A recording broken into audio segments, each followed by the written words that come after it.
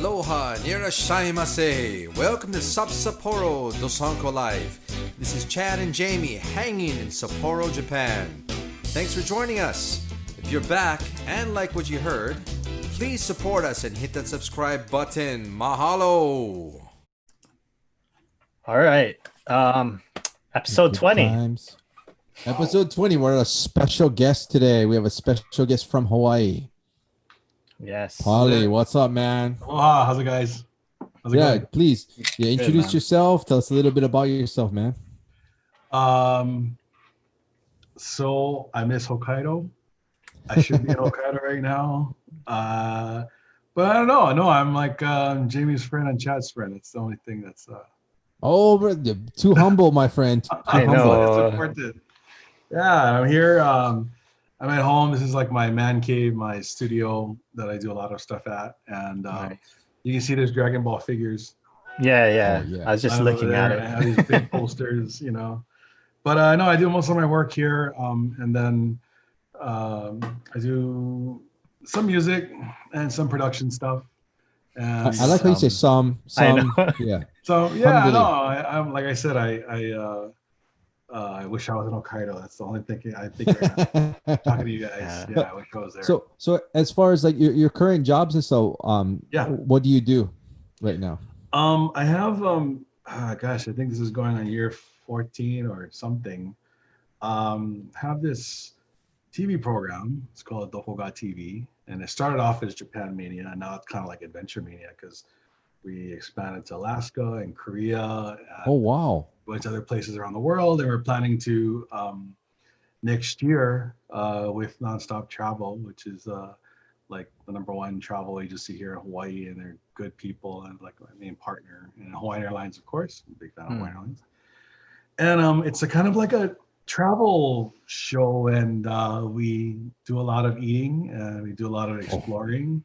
And Awesome. Hokkaido has always been like one of the top drawers in the show. And Yes. Yeah. like 5 or 6 years ago, through a very chance meeting with our mutual friend, Isis. Hi, Isis. Hey, Johannes. What's up, Isis? I was filming Dokoga in Yukimatsuri time. And it was a friend of mine that actually put me together with these awesome people, her friends at Sapporo Television, Junko-san, and then HBC, Kodama-san. And I didn't know, I wanted to film in Hokkaido, but I didn't know that that's the worst time for any media to ask is Yukimatsuri, because it's the busiest time of the year. yeah. So I'm like, I want to go film my show over there. And then Makiko, who's from Sapporo, she hooked it up, and we started filming there. And because of her dear friends, and then my snowmobile instructor was Johannes. And, wow. Johannes is like tall, blue-eyed, blonde hair, speaks perfect Japanese, and we immediately hit it off. Nice. And and coming from Hawaii, whenever we film, we always try to bring a makana. We always try to bring like either coffee or chocolate or something, because Yeah. we're really thankful for people that are Yeah. allowing us the time to film and visit with them. So I had some of that for Johannes and the folks up there, and then right before we're gonna leave, he goes, "Hey, my wife works for Hokkaido Television. She does stuff on Hokkaido and HTB." I'm like, "Oh, that's cool." And by that point of the trip, I ran out of business cards.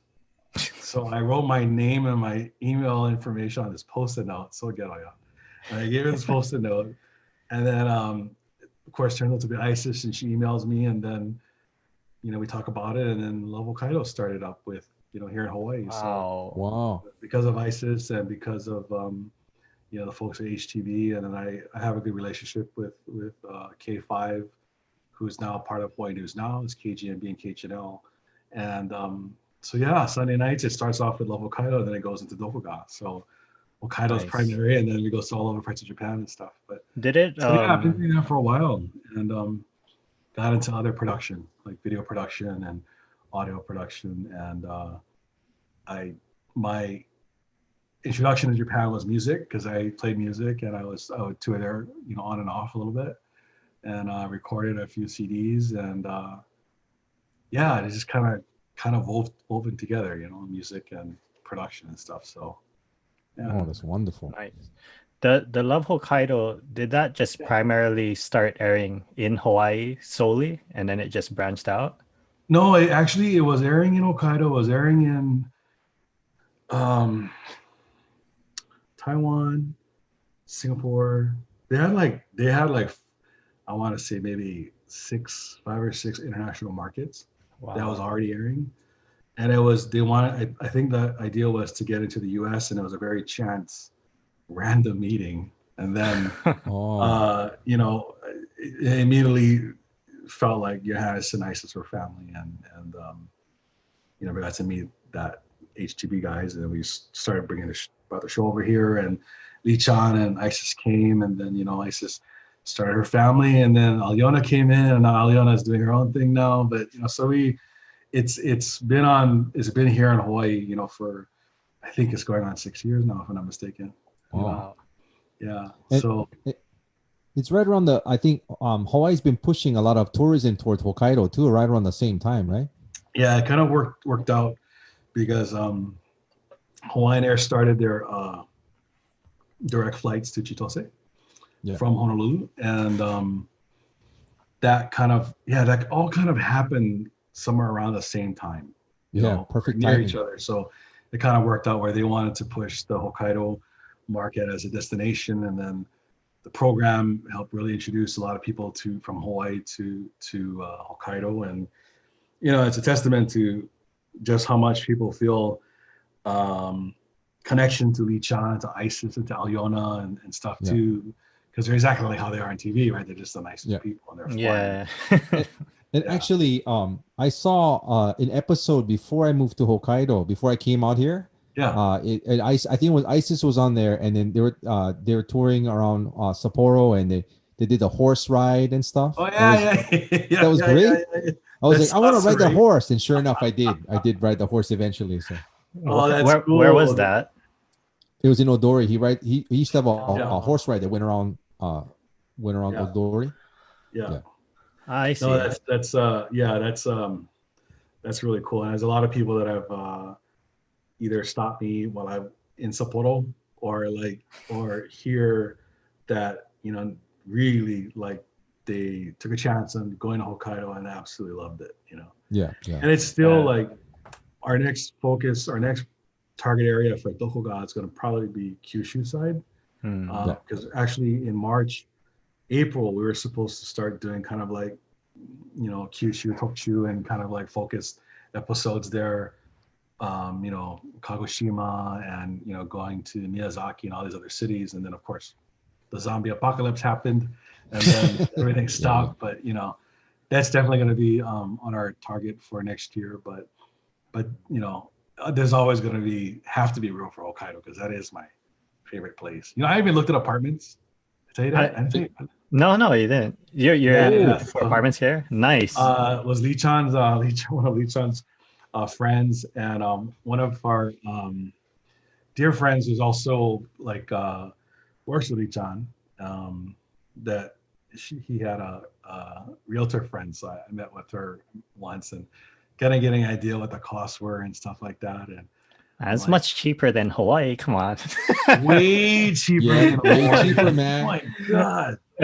You can buy a house here. You don't even have to get an apartment. Just get a house. No, I know. I was looking like north of Sapporo Station, and because I was going there so often that staying in a hotel is just adds up. Even if I'm not there for like a month or two, I don't mind paying the rent, because it was really, really affordable. Yeah, the rent. I have friends here that are like, hey, if you want to go in, we'll split it with you, because they go maybe like 4 times a year, but they love it so much. So yeah. You can get like a really decent one for like $700 a month, and then that's really good.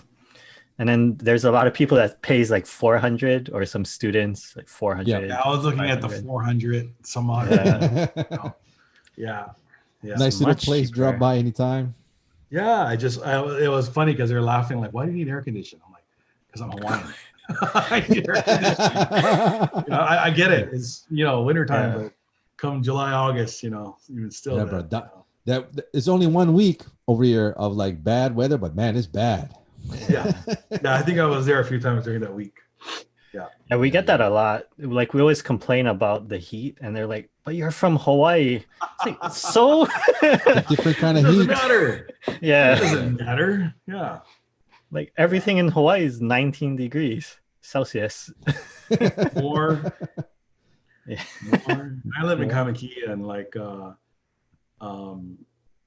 it one of the first things when we built this house was central air, because I had an office in downtown before, and because I was doing more remote work and then traveling a bunch of Japan, I kind of built a studio here at my place so I could edit and record. My group band could rehearse if you wanted to, but the requirement was I need to have air conditioning, because I grew up in Kamiki and it's freaking hot. It's like so hot. Yep. And it's even hotter now. So yeah, that was a requirement. And of course, having servers and computers and Yeah. you know, And you gotta instruments. have that. And instruments, yes. too. Yeah, that too. Yeah. The last thing you want to do is have your like vintage Stratocaster like explode from the humidity and heat, right? One day. The next one like Exactly. this, right? Exactly. Yeah. And you know, it was like it was such a terrible thing. I mean, we just finished the 43rd annual Nahoku Awards. Yeah. Kind of like Yesterday. Hawaii, the Grammy Awards, and so my team and I I was director, and our team did the production, video production, the editing and stuff. So I was tunnel vision like for the last, I think I slept maybe 5 hours in the last week, because it aired on Saturday. It aired this past Saturday, and I had bought this guitar and I didn't like the whammy bar system on it. So in Hawaii, there's a guy named Tai Shiroma. He's like the guitar tech here, and I've been going to him for like 20 years. So I had a Steve Vai guitar before. I don't know if you know who Steve Vai is. Oh yeah. Ibanez. Yeah, so I had Ibanez gem. But the guitar that I bought was the Wolfgang, the Eddie Van Halen one. Oh So yeah, okay. I asked him to change the tremolo from the gem to this one, and it took him a while. It was a pretty big job. Yeah. And he texted me in the morning that I got the text from my other friends that Eddie passed. And I was like, that was the morning he finished the guitar. And I was like, oh man. Wow. Yeah, so I was so bummed. I saw your page, Jamie, too. Yeah. Totally. That's that why I guy got was a guitar. amazing. Yeah, that's why I got into guitar. Was watching their concert live without a net. Yeah, I want to do really? that after that. Yeah. That was my inspiration. Nice. Yeah. Wow. Yeah, So, sorry, I just actually- totally derailed your interview. No. No. I I felt do the that same all way the too, time. man. Like, I'm not really a guitar player. I'm more of a bass player, but like Van Halen is like, you know, you grew up in America during the 80s. That's part of your soundtrack of your life. You know what I mean? Soundtrack, yeah. He affected everybody's life. So, I mean, he's an amazing dude. Had a chance to meet him twice, very randomly. It was super cool. Everyone says that he's a super cool guy. Yeah, tell us the story. What happened? How'd you meet him? Well, they were in Hawaii. They played the first time. It was with Sammy Hagar, and it was the first time they played in the Blaisdell. And 92 or something, yeah? Pound Cake era? Yeah, it was. Was it? Yeah, I think it was. 91, 92. Maybe after 5150. Yeah, it was like the tour right after 5150. Oh. And they played in the Blaisdell, and a friend of mine who was from Tokyo was visiting and staying at the Kahala Hilton, I think it was back then, and they were staying there. So that's like randomly I'm like, dude, that's Eddie Van Halen. We just saw his concert last night. Right? Like, Wow. I hate to do this, but you're awesome, and I loved your show last night. And he just signed this napkin that he had his drink on and gave it to us. So. Nice. And then another time was in LA, but yeah, super cool. And I think, a lot of people loved Hendrix and Jimmy Page, but like for people my age and even people older than me, younger than me, Van Halen was like, that was a thing. You still got it? The napkin? I wish I do. I don't know where it went. No. Yeah. No. Well, I boned a lot of things, man. Like I had when Joe Satriani came to Hawaii, he opened up for Oingo Boingo, and this was my senior year in high school. Oh, and no one knew like Satriani because Surfing with the Aliens CD just came out. And me and my friend Rick, like we waited for 3 hours and by the Blaisdell, hoping that they would drive up for sound check. And I had my guitar, and then this guy kept coming out to us like, "Hey, you guys okay? What are you doing?" I'm like, "Oh, we're just waiting for." He thought we were waiting for Boingo. And I'm like, no, we're waiting for Satriani. They're like, really? And then turns out to be that was a manager. He's like, Joe, these guys have been waiting. These kids have been waiting for you for like forever. You should do something for them. So he signed my guitar and guitar strap and stuff like that. And but I sold the guitar. What? Why? Yeah. Why? It happens. Bro, Happens, I man. understand. It happens. When you live in Hawaii, it really happens. Yeah. Yeah, dude. I'm a musician, Rent, bro. I've been through guitar. like so much. Yeah, you got to pay rent, eat. You know what I mean? Yeah. Food. Yeah, you got a new girlfriend. You got to buy her something nice. Oh yeah, that ruins it all the time. I'll totally blown it right there. Yeah. So actually, I had a question for you. So how did you get into music, and then like who are your main influences or favorite artists that you like?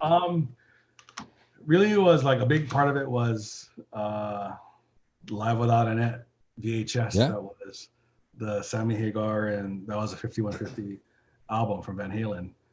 And I didn't even have a guitar at the time. I didn't know how to play anything at the time, but my dad had a baritone uke.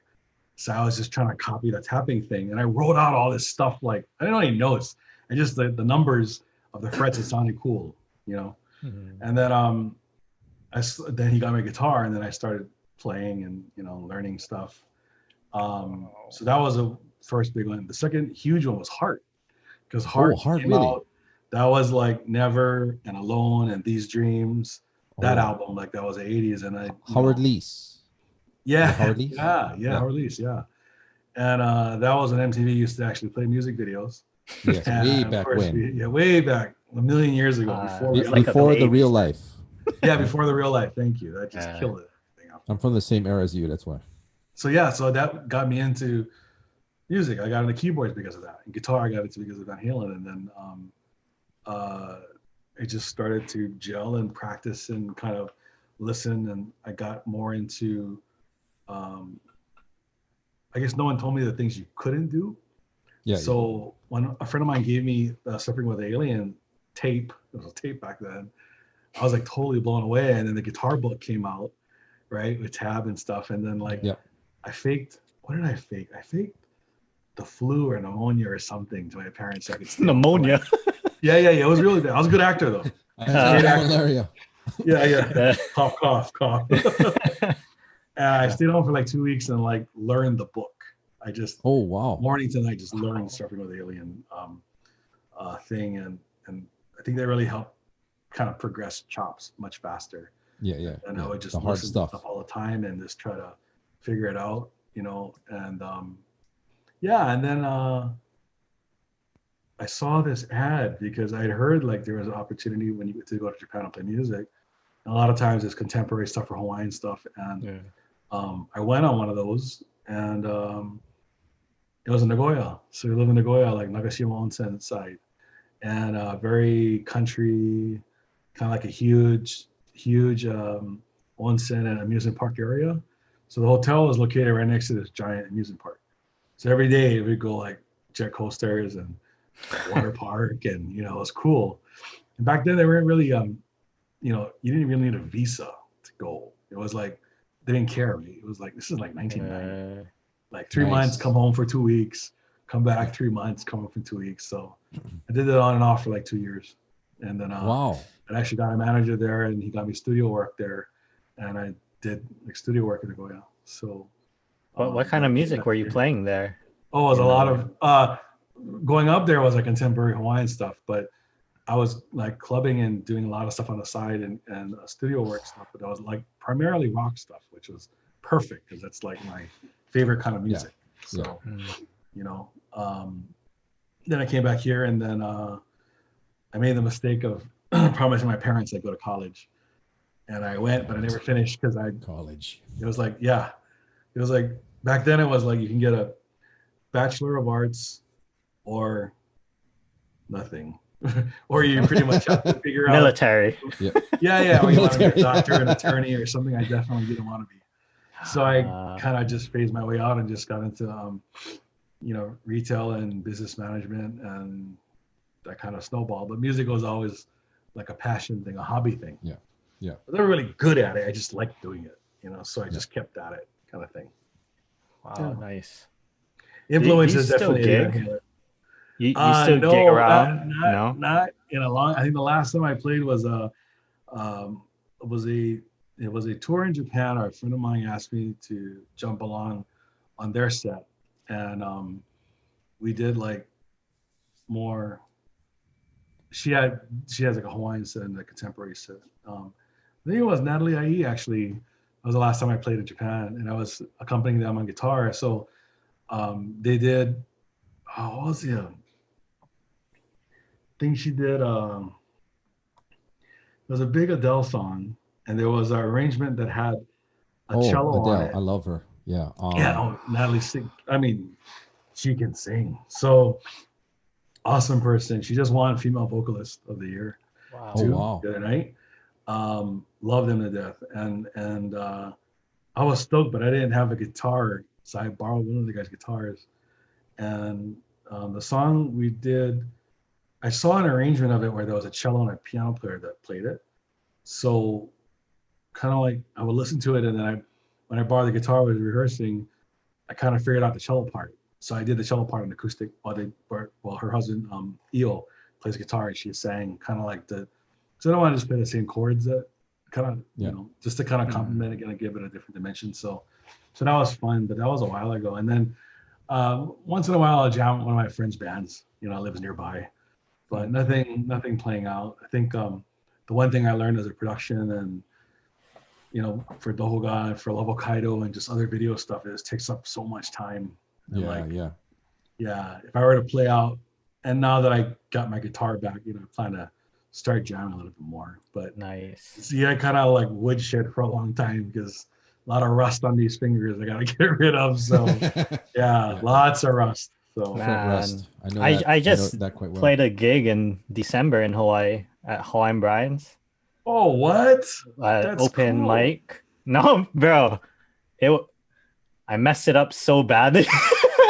It was so horrible. Oh my god. You were drunk, so it doesn't matter. Everyone was drunk. Yeah, no, because I used to play like at R&B's. Do you know R&B's? Yes. Sand Island. Yeah, they used to have like this rock place, and I used to play there every week. But I haven't played my sax for so long, and I went, and I was just gonna hop on with my old bandmate. Yeah. I thought I could do it. Like in my head, I had the image of me doing it, but when I went up there, it was so bad. I completely made ass, man. It was pretty I great. have the same. That's how you learn, though. It can't be any worse than that. And then so you make ass, and then everything gets better from there, right? Yeah. Oh, yeah, no, seriously, like the first CD that we came out with, it was a buddy and I named Kevin Kashiwai, and we were proud because it was like 12 songs, 9 of them were original. And the idea was to have 3 that was like contemporary Hawaiian, 3 that was like Ka'au style, 3 that was straight up like Little River Band, 3 that was like, covers. We're like, wow, it's cool because it's an original album, and that doesn't mean anything these days. And we wrote and we jammed for like years, but when you play out, as you'll know, like, there's so many. The sound guy could suck. Yeah. Sound so many variables. Radio Shack special with no verb. There, like any possible thing that could happen, it was like Spinal Tap happened to us, and it was embarrassing. Like we did Sunset on the Beach one time, and I guess there was like this. I don't know, it was like a hurricane or something really random and sudden, and the screen just ripped off. But we were still playing. People were like running away because no one told us to stop, right? They're like, so far, and this thing is like whacking at us, and it missed us every time. So I'm like, okay, we'll just keep playing, and then they're fighting, like, get off the stage. I'm like, okay. Yeah, decapitation now. Yeah. And then one thing they always like, radio station guys that always tell you, and like, people that book a lot of these gigs, oh, you know what? It doesn't pay, but it's really good exposure. We'll have 10,000 imanis, how many, like all these crazy numbers of people, which of course is never true. And of course they always suck. And it also meant like you'd have the worst sound system. Like you should just play unplugged. You'd probably do better. It's know. hard So to we find went a like good sound person in Hawaii for rock music because it's for all rock like music. reggae. Yeah. Yeah. Even in general, I mean, now thankfully now like I'm on the other side of things, right? So I don't have to like, and I've got to be able to meet good people. So if I do play, um, uh, one guy who I'm really thankful to work with quite a bit is DJ Pratt from Kalapana. So he's the Oh, Kalapana. love that Yeah. dude. So whenever I'll do anything live, like I'll DJ, you gotta help me out, mix me because I don't trust anybody else. Like, Ah, nice. you know, Uh, like screaming feedback. I'm like, dude, do you not hear that in the monitor? Like, you know. So yeah, so DJ will come down and kind of, yeah, help me out. But oh yeah, Oh, that's we awesome. played so many crappy gigs. Or like Yep. again, you know, envision like, oh, this is gonna be awesome. Yep. And then And, you know, we were doing the 4-part harmony thing for a while, and sometimes it sound great, sometimes like one of the main guys was always off. And when you have 4-part harmony and one guy's out, no matter how good the other 3 sound. that's tough, man. Damn. 4-part disharmony. Yeah. It's 3-part harmony, 1-part disharmony. No, just Yeah, 100% it's, harm. Not no knee. harm, yeah. It's like, oh, it was 4-part bad. harm. It was bad, yeah. But you always remember those gigs and how embarrassing and like just, Yeah. you think it's only you that goes through this, but I've talked to so many, Everybody. Oh, I had some yeah, horror everyone's gigs had too. like the nightmare gigs, so Yeah. it's kind of comforting, you know, in a Yeah. terrible way. It's You, comforting. you got a question, Chad? Okay, so I wanted to ask more about when you take a lot of people to Japan, you have lots of private tours. So I was wondering, like, what is the number one thing that seems to surprise them? I'm guessing a lot of them it's like their first time there. Is there any one thing that surprises them? I think repeat visitor or first time person. And I'll do like I do private tours for like, you know, families and groups of friends that they just like 8, 10, 12 people. They want to travel small group together.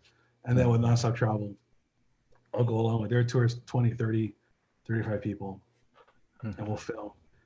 Number one thing people are blown away by is how good the food is. Yeah. The number 2 thing is how chill Japanese people are, and just how mellow, you know, even though there's so many people or cars, it's just much more mellow. And those are the, you know, and of course the customer service that Yeah. I mean, I could buy 50 cents and they would wrap it and take 5 minutes to Yeah, wrap, yeah. you know, some little toy or little insignificant Kit Kat that I bought that they would just wrap and make nice. So I think that's something to me. That's And be smiling and be happy that you're a customer. Yeah. You know, like, cause I worked at this coffee shop in Kapalua before, and any of my friends that have ever worked in like a place that has ice cream, it's random. This is a random fact.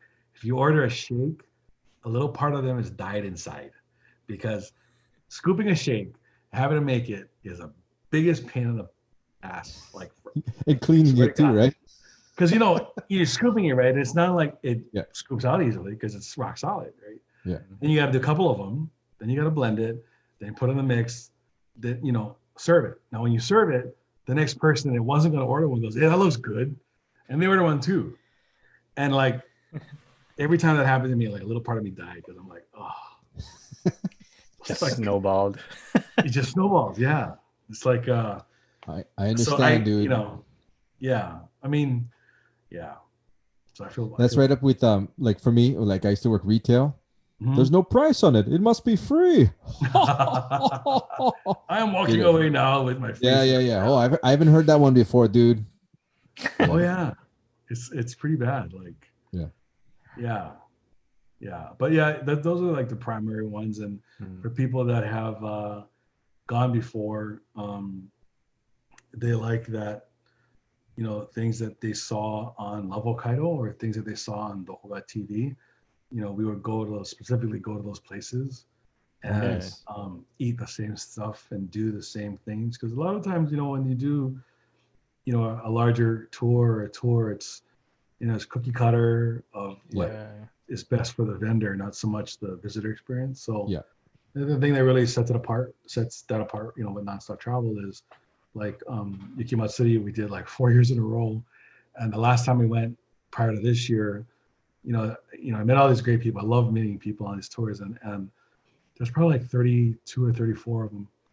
Traveling in February, and that was like that was the year that was the coldest in Sapporo. Yeah. Oh, really? Yeah. I remember that. Yeah. I lasted 8 minutes in Odori Park. 8 filming minutes outside. And I'm like, I told the cameraman, screw this, we're going into the tent, Lots of editing a lot on of that people, episode.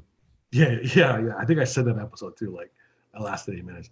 But for a lot of people on that tour, specifically, it was their first time in Hokkaido. And then I found out later that all of the people that was their first time, they went on the tour because they saw us, saw it featured on Dokuga TV, or they saw it on Hokkaido. Really wanted to see, is Odori Park that beautiful with the lights and everything, and the ski jump, and, Sonkyo and Saikawa and stuff. It was really really, really neat, and that blew my mind. That blows my mind every time. I remember that year because my cousin came to visit me that year, and he wanted to see the Maruyama Zoo in winter. So we were walking there, and when we were done, I convinced him to walk to the subway from the zoo. They were so angry at me. I was like, don't worry, I don't want to take a cab down there. Let's walk. It's close. That's a funny thing too. Sliding. Yeah, that's a funny thing. So during New Year's, I think even this year I was in it was Nagano, Niigata, and Tokyo. But every year New Year's I'd spend time in Japan. Like that's been my tradition. And the year prior, for the last 3 or 4 years, in Hokkaido, was in Sapporo. So of course, I'm watching all the music countdown things, right? And then come New Year's morning, they show the shrine, right? And then all the hotels would have this thing that, we have shuttle service, so you can catch a bus there or cab there, or they'll provide the service, but they don't provide it back. So I'm like, how the hell are you gonna go walk from the shrine back to, to Suskino or to where you're staying at?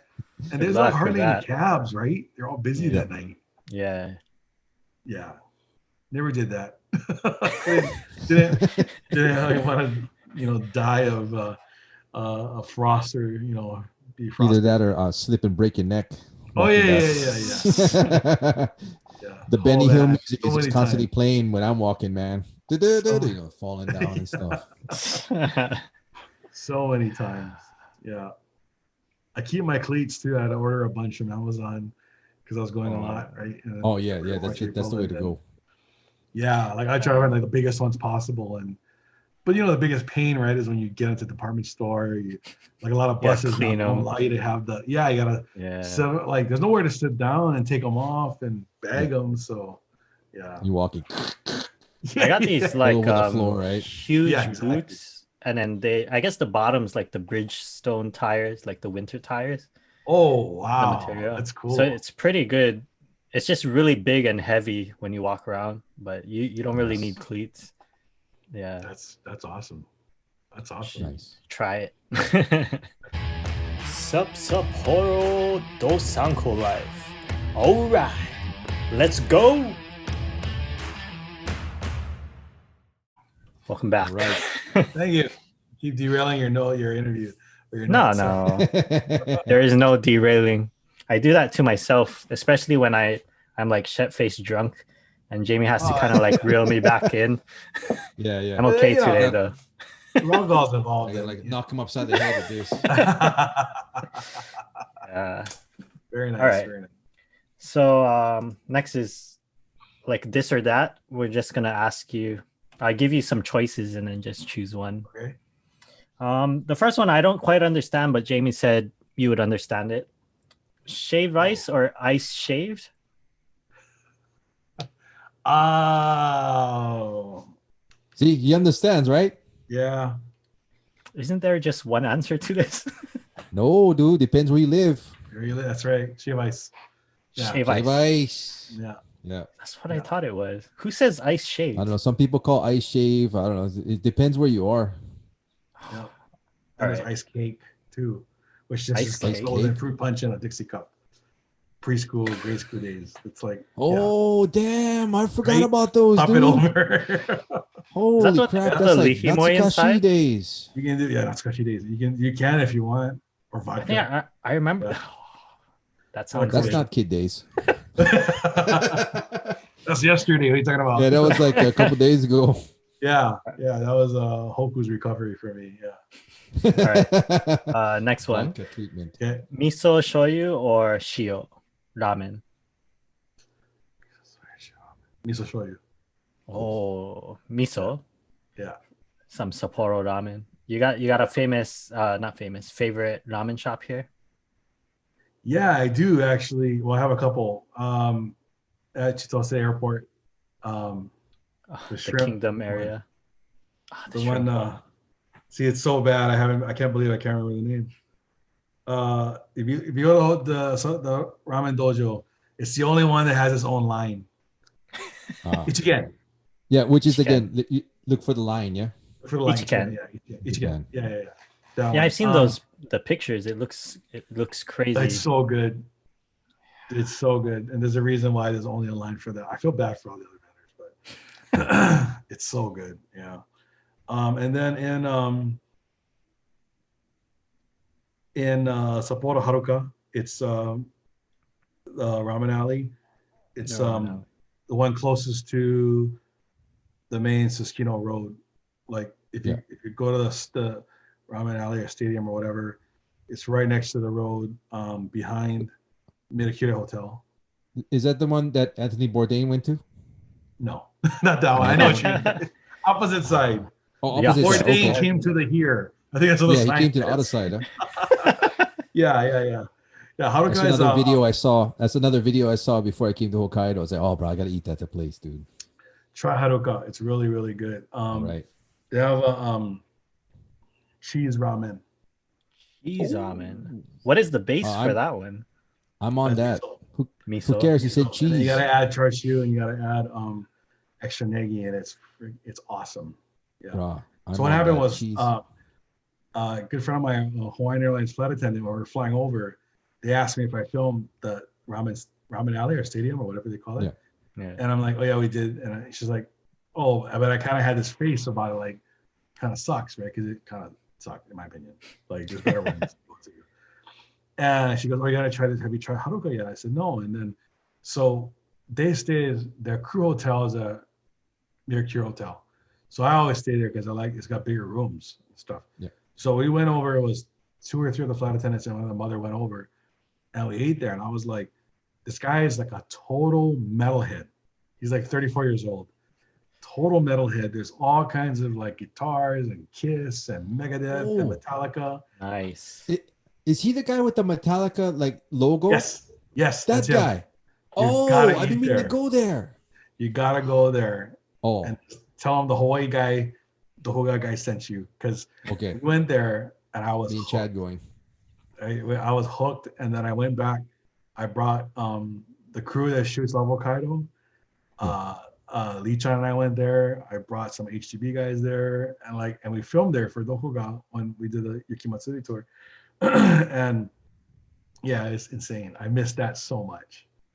Yeah, because the guy's he's a creative, like he kind of, everything he does, like it just, it's kind of like he puts in like this flair, and colorization matters, and thickness of everything matters, and everything just tastes so good.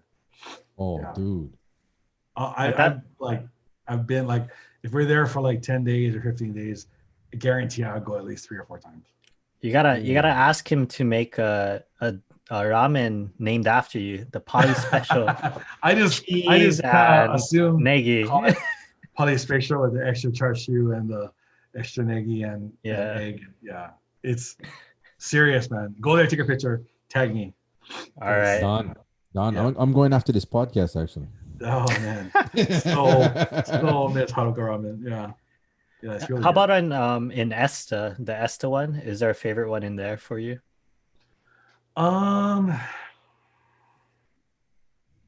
That's the. If I'm looking at the station, that's the right hand side with big camera or Yeah, there's the big camera one. the camera side. It's like on the 10th floor, I think, and then there's a whole bunch of ramen shops up there. No, nothing that really Stick out. stuck out. Hmm. I think I was pretty well inebriated, so anything would taste good at that Yeah, point. yeah.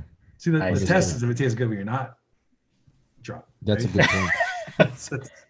Yeah, what little gourmet ways I have, that's the. Yeah, that's why 7-Eleven tastes really good. Like after a good night, right? Oh, yes. Yes. Oh, no, That was Seiko always Mart. Seiko Mart. Yeah. No. Seiko Mart. Did you know that when I went to Fukuoka, you know how 7-Eleven has those seasonal sandwiches? So Yeah. it's like every avocado, there's a roast beef, one or whatever. But Kyushu had a roast beef sandwich with truffle mayo gravy sauce. Wow. Oh, What? It's so good, and I guess it's only Kyushu side that had it. Oh wow. I've never It's- seen that one. Yeah. We That's landed, and I was like, I'm hungry. I'm gonna just grab a snack, and then first bite, I didn't say anything. I went back and I bought the other 4 sandwiches just for like later. And like, it's that good. It was so good. Yeah, yeah. Nice. Okay, next one. Basashi chicken sashimi or Kujira sashimi? Wasashi. Basashi. Yeah, wasashi. Have you ever Right on. tried any of it? The chicken one? Yes, Yeah. yes. I tried the other ones. Yes. Wasashi. I was with Yoko, who was the Dohoka producer, and we went to Fukushima. You know that Spa Hawaiian's place in Fukushima? It's where the I don't Holy know, Movie was actually. based off of. It's a gigantic theme park that has like multiple indoor water parks. And Actually, it yeah, has the I do now. biggest- yeah, it's got the biggest water slide called the Big Aloha, and Wow. yeah, we were there, and then it was challenge no hi. So I was like, okay, so I said, okay, I'll do the water slide if you do the water slide. So it's the biggest in the world. Okay. And Ooh. he's okay, but if we do that, then you got to eat basashi for dinner. And I'm like, go pass, right? Because I didn't know. I mean, I was attempted for it to be served to me once, but it was like really bad and like chokus, like really kusai. Like it was not a good thing. So like when it was plated, I was like, oh God, that's terrible. I didn't need it, right? I didn't say anything, but I didn't need it. So but when we went and then we tried it there, I was like, oh, this is like filet mignon, man. It was like Yeah, it's really just good. so good, and Yeah. I felt kind of bad eating it, but not too bad, you know, because it was like For people that don't know what batsashi is, it's horse sashimi. yes, Yeah. horse. And it was Raw fantastic. horse. Yep. Mr. Yeah, the Ed. ginger and that strong shoyu they use. I don't know if it's a special kind of shoyu, but Oh, that's a good point. Yeah, that's a Yeah. good point. Yeah, I never thought about that, but it was really good. It was fantastic. Nice. Yeah. okay. Next up, Hokkaido or Honshu? Come on. Please. Represent, bro. You Represent. answered that already. Dosanko. Yeah, Dosanko. Dosanko life, man. Yes. Right. Ezo life, bro. Ezo life. Ezo. That's right.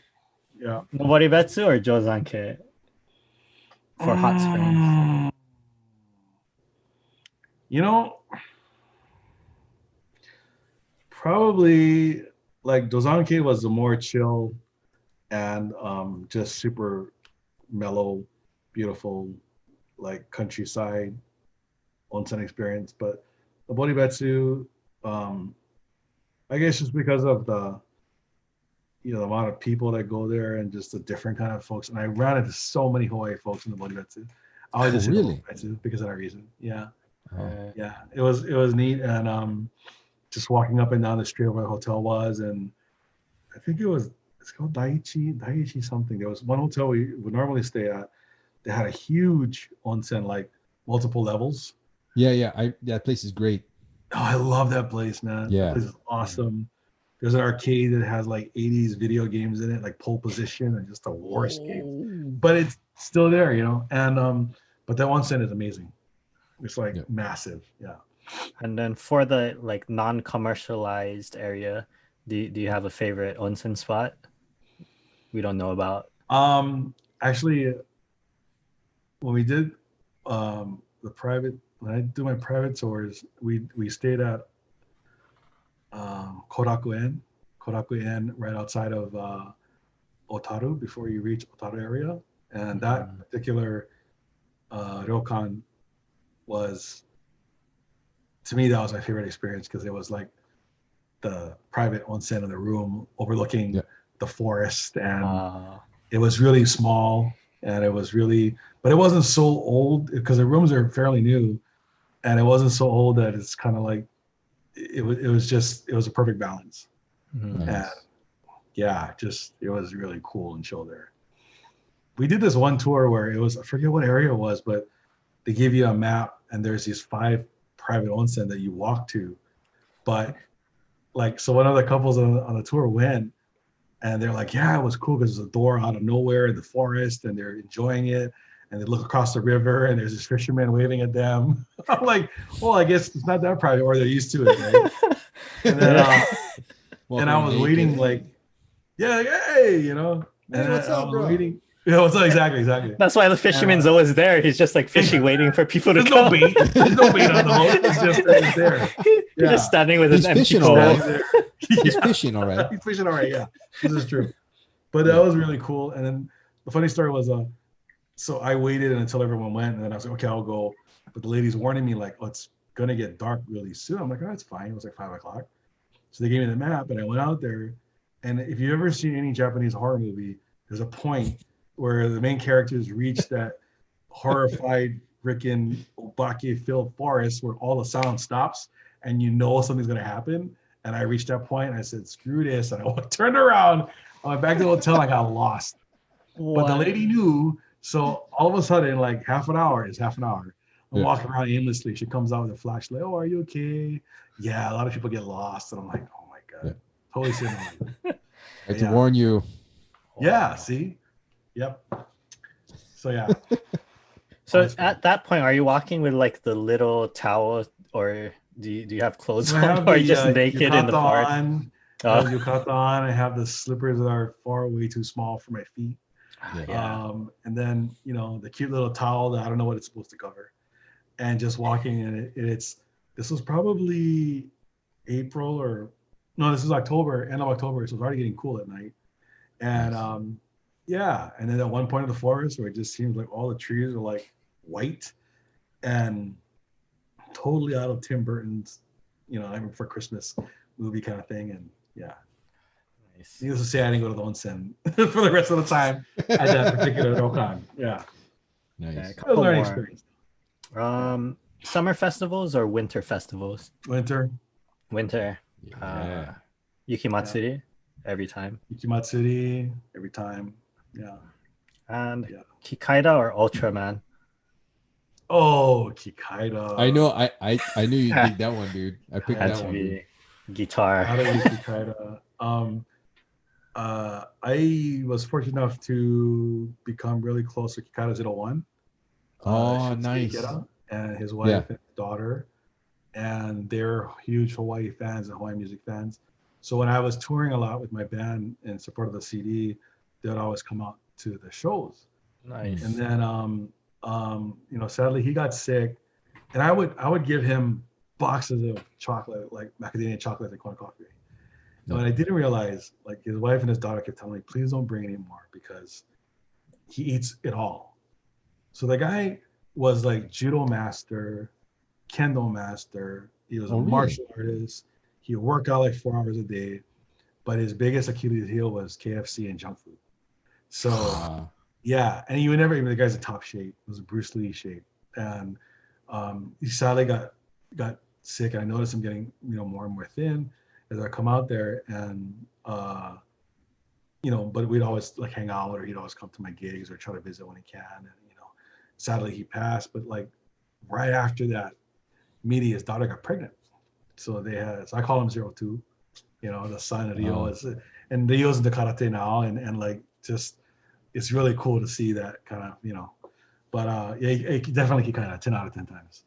Nice. And of course, Bandai's game, meeting him here and doing events and stuff. They're just really cool.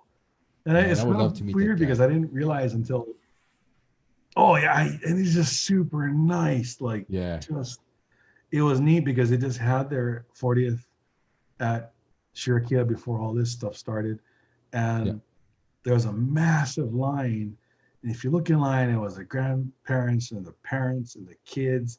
And in some case, their kids had kids. It was like multi-generational people waiting in line just to meet him and Wow. sign. And they just, Yeah. him and Joanne, Mia from JN Productions, just sat there for hours. Like, and it was Wow. so neat to see this ongoing love, for Yeah. Kikaida. And as I understand it, it wasn't popular in Japan, like for Tosanko. It's not.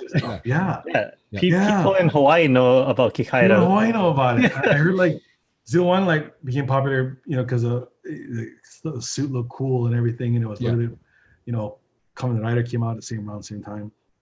But Kikaida was never popular. Ultraman was like the biggest thing in Japan. Yeah. So yeah. But That's weird. yeah, definitely Kikaida. Yeah. Nice. Right on. All right. So that was the end of that. Thanks. Oh, that's fun. All right. You got more time, or you look tired, bro? I always look this way. I'm good. You tell me, man. Okay, I just had a couple questions. Like I'm looking at your man. You have so many companies. It looks like you're part of LavaNet.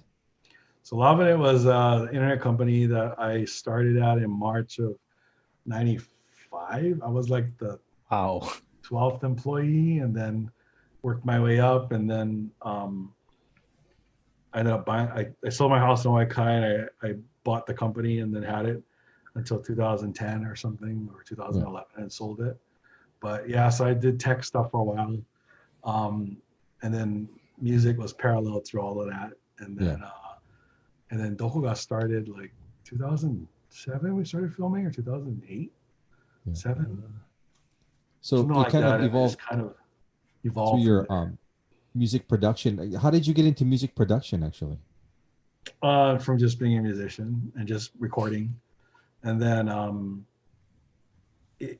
for musicians, I think a lot of people that composers know this, but if you write stuff, the best way to make money revenue wise is through licensing. So if you write stuff and it's you work at it, it gets placed and stuff or used, then that's like the best way to get residual income, for a musician.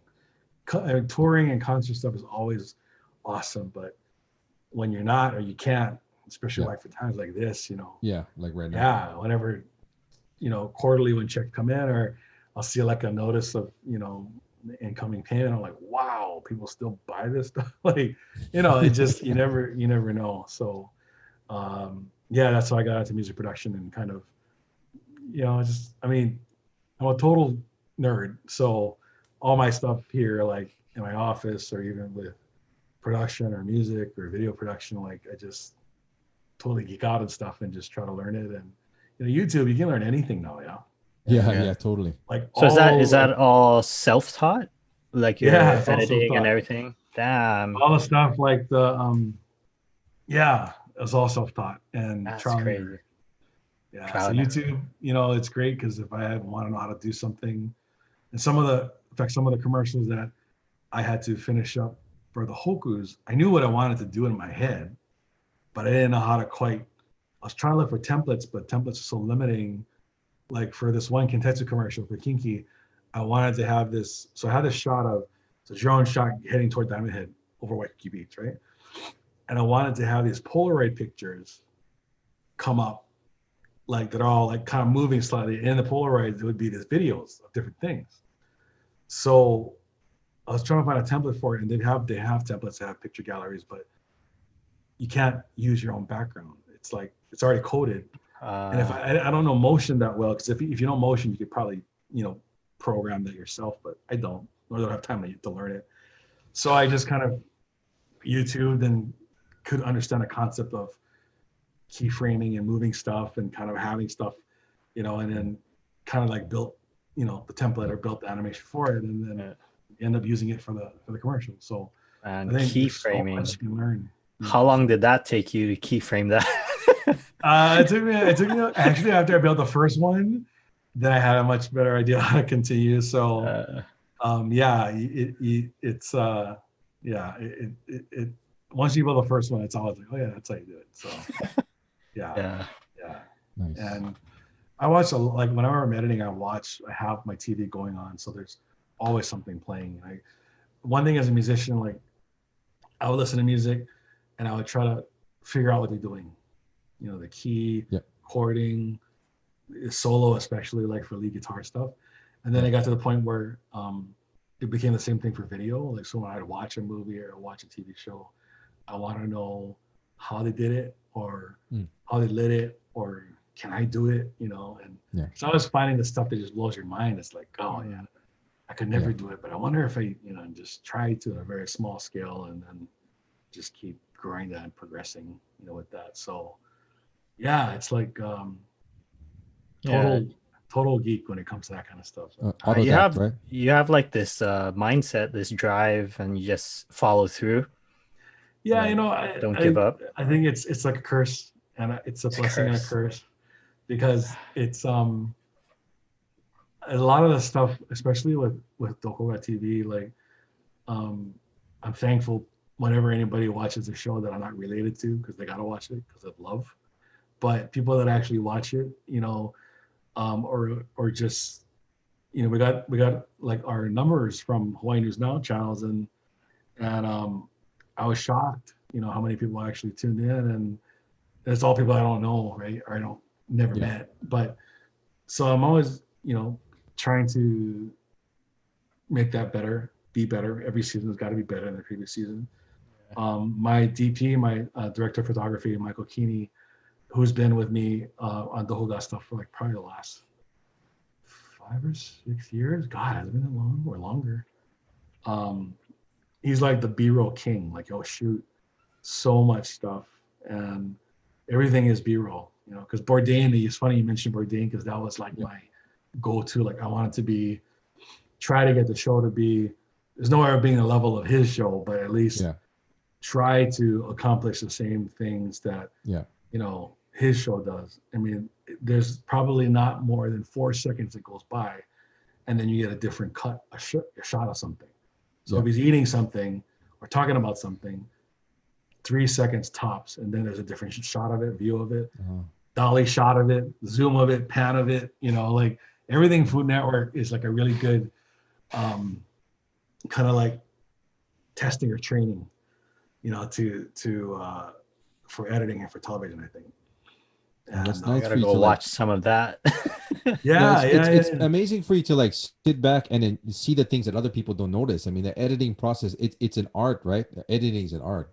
It's an art. Like it's hard. And I think like even, you know, Lucas or Spielberg has said like the next to the director, like the editor is probably the most important person, because without that person's cut or use or non-use of something, you don't get the story, or you don't get the effect that you want. So I have a like insane appreciation for that art and those people, and knowing how, like, even for, there's so many little things, like even for the Hokus thing that I just did, you know, when someone makes a mistake with their line, you know, and even though we film it again and again, they might make a mistake at this part but not the other part, so we got to piece it all together. So if I were to cut and paste all those things together, it would look so jerky because none of it was flowing right, continuity wise. So you would have to like grab a piece of a word that they said right and drop it to where they actually said it wrong, but time it as such, which means sometimes you slow it down, sometimes you speed it up so that it matches what they're saying. Wow. Little things like that, you know, little things like if it's on the host of the show and she's cutting away to, like, you know, coming up next is so-and-so, and she blinks right before the cutaway, it's kind of jarring to see the blink. So it should be where she's not blinking, but maybe there's not enough space where it would look too abrupt. So at that last part of the frame, I would slow down. You can't tell because she's not talking. So it looks like she's staring at the camera for a good 2 seconds and then cut to the next shot, to the performer or whatever. So there's all these little things that I never knew, but I learned by doing Dohoga, like, you know, and then watching stuff later like, oh, it sucked. Oh, I screwed that up. Or, oh, that should be better, you know. And then, you know, even stuff like beat matching, you know, the start of a segment where there's a lot of B-roll going to like, let's say, Nagano or on the bus ride, you know, to Niigata or something, which is pretty boring. You just look out the window and film. But if it's like with the bass, whatever the bass drum is or the kick is or whatever, it would be, I would pick like every other bass drum hit where I would drop a new cut or scene, you know, or if it's like, you know, for example, if it's going to be like the Boribetsu, then if there's a bus ride in the Boribetsu, then it would have, you know, some of the bus ride shot of the back of the seat with people, then out the window, then the big Oni statue, then Jigokudani, steam vents, you know, maybe it's going to be like the 7-Eleven on the corner that it goes up to that everybody knows about, you know, kind of like, and all that happens in the first 8 seconds or 10 seconds of, you know, what you saw. So with Kini, all the extra B-roll helps because it can do that, where it can drop it and then it, you know, it makes more sense. Yeah. So it kind of keeps it more fresh, and it seems like the production value is high, but it's just, you know, we're trying to give that impression, but all it is like the use of a lot of B-roll and just kind of, you know, beat matching it or to help kind of tell the narrative of the thing. Yeah, and I guess I'm beginning to really understand like visualization. You kind of have you have to have a vision, right? Before you kind of like do everything and just drop everything to try to match your vision up. Yeah, and a lot of times on a tour, like if I'm interviewing somebody, like what they like or what they thought about, what they knew about this history. Yeah. One we did a Saigo Takamori tour, so it was everything based on the history of Saigo Takamori. So we went to Kagoshima, we went to, you know, different areas that all outlined his journeys and history. So a lot of that's got to be narration because there's only so many things people are not gonna want to talk for half an hour straight. Right? In fact, half an hour episode like takes me probably 2.5 weeks to edit. Probably 3 weeks, because the first time I watch it and I think it's done, I'll watch back the next day. I'm like, oh, that's terrible. And then you got to go back and figure out what I don't like about it, and then do a lot of research for what the narration is going to be. And then sometimes our audio wasn't working or there's some problem with it, so I'll have to narrate or voice over what the setup is, and then cut to the actual audio that we had on the mic, and then come back to narration. So, there's a lot of things. I mean, it's a lot of work, and it's challenging and it's really stressful to do. But you know, after seeing it all put together, then to me, it's the same joy I have when I wrote a song. You know, when I see the end of a half an hour episode, finished product, yeah, and I'm like, I don't hate it that much. Then I'm like, oh, it's cool. It's like a song, you know. Yeah. So you created your vision, right? You're putting it to like and trying to put it together where it makes sense, and that's, you know, mildly entertaining or whatever. But it's definitely a challenge and it takes a long time. But you know, it's someone that when you see the end result or people that, you know, enjoy the show or something, then it makes it worthwhile. Sup-Sapporo Dosanko life. All right, let's go. No, well, yesterday you just finished up with the Nahoku Hanohano Awards, right? Yeah. So, how long have you been involved with that, and how did you get into that? And what are some great memories or some things about that? Working. I got involved because I was when I first released my first CD, I became so HARA is the Hawaii Academy of Recording Arts, is the nonprofit that puts on the Hoku Awards. The Hoku Awards are like the Grammys, the local Grammys. Yeah. So 43 years they've been doing this since 78. Wow. And I think whenever you release a CD and you watch the Hokus, and I would watch the Hokus, you know, when I was growing up, and then you're like, oh, maybe one day I could be on that stage, or maybe one day I could win one. You know, it's like a pipe dream thing. Yeah. And you know, I released and then put in, and you know, the first two CDs, we're lucky enough to be nominated, and then we did a tribute CD, which was, I totally ripped off the idea from Nat King Cole and Natalie Cole, where she did the CD with the dad. Yeah. And so I'm like, oh, let's do like Peter Moon Band and Kalapana and C&K and Summer and the Beamer Brothers stuff, but arrange it differently, but try to see if we can get original members on there, you know? Oh. And so from Kalapana, we had Milani Biliu and DJ. And then from C&K, we had Henry.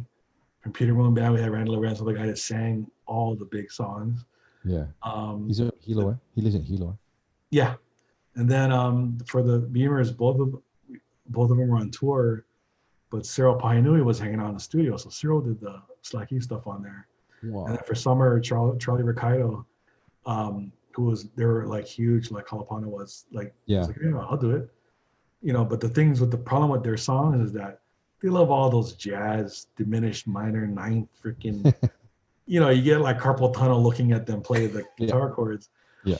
But so we had one of them on each one, and I guess the album kind of resonated with people because they're like, it was a callback to like all these great songs, and that's when we wanted our first vocals in 2007, I think. That was like a highlight because,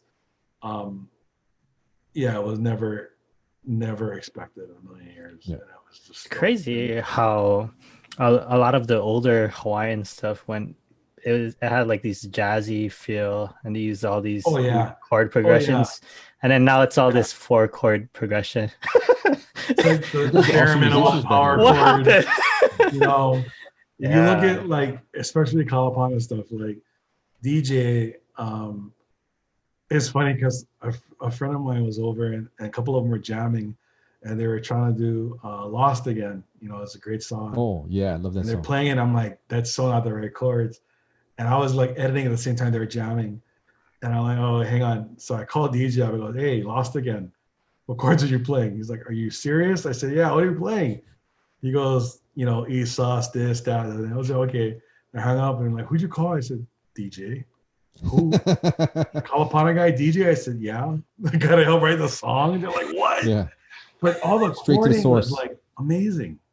Yeah. That was like, they did stuff that was just, you can't really tell when you listen to it because the songs are so catchy.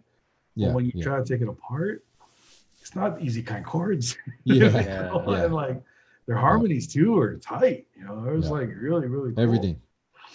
Yeah. So those songs, you know, Olomana, those will always be like the top favorites, and it doesn't matter how old you are, you'll recognize them. You know, so yeah, so I got involved with the horror like soon after that, like maybe a year or two after. One of my senpai over here, who she used to run House of Music. I don't know if you remember House of Music, long time ago in Ala Moana, giant music store. Before chess time. She hired me, and then she was on the horror Hoku's board, and then she said, "Oh, did you ever consider running?" And I'm like, "No one's gonna vote for me." And she goes, "No," and I there are things that I didn't like.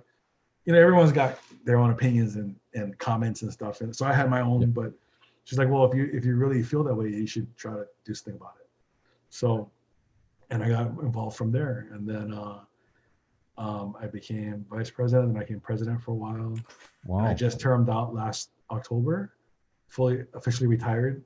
But you know, kind of with production this year, you know, we didn't have Mary Monarch, we didn't have Honolulu Festival, Pan Pacific Festival, Aloha Week, all these things that couldn't happen because of COVID. And I know one of the things that Amy Hanai, who's the president, who's fantastic as president, you know, it was something that, you know, come hell or high water, we gotta do the Hokus. And the idea was to just we'll just pre-produce it. So, you know, we'll film the live performances. They're live, but we get to edit them down. And then she had the idea, and Janet Maduli, the producer of the show, to get performances from the other islands. So Maui Arts and Culture Center, they track 4 songs there. On Kauai, a friend of mine introduced me to this videographer there, and they filmed the Kauai artists in Big Island, Hawaii Island to Kahila Theater. And they all sent it in, and we filmed the Hawaii Theater last week. But there was so much post-production stuff because, like I was mentioning, they screw up a line, and then there are like nightmares where the mics on one side weren't muted when the other side was talking. So there's all this stuff that got recorded that shouldn't have been recorded.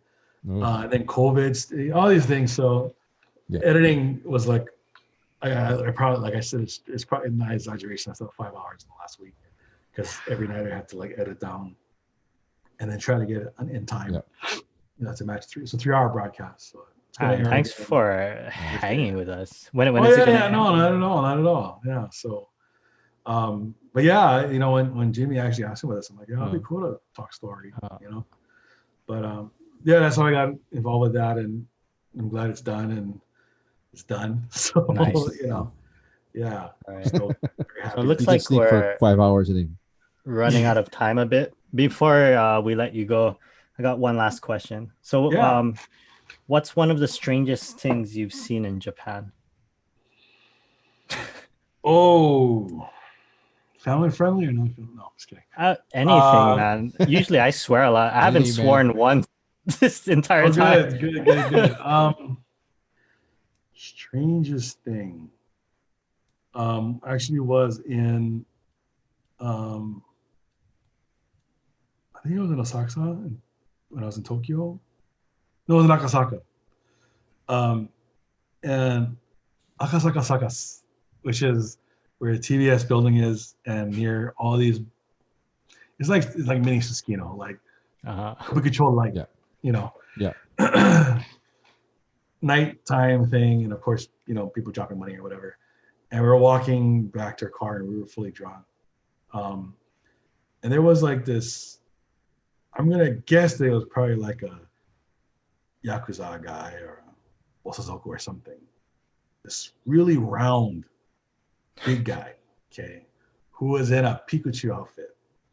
What? Gut hanging out here, okay, full on Pikachu, and he had that Yakuza cigarette thing, just puffing and sucking on it, and just like either he just beat somebody up, was going to beat somebody up, hated life, or it was like, and he was just standing there in the middle of the road, and it was the most bizarre thing. I was like, Halloween? Pikachu guy, huh? Halloween? No, it wasn't Halloween? Halloween. So I was What?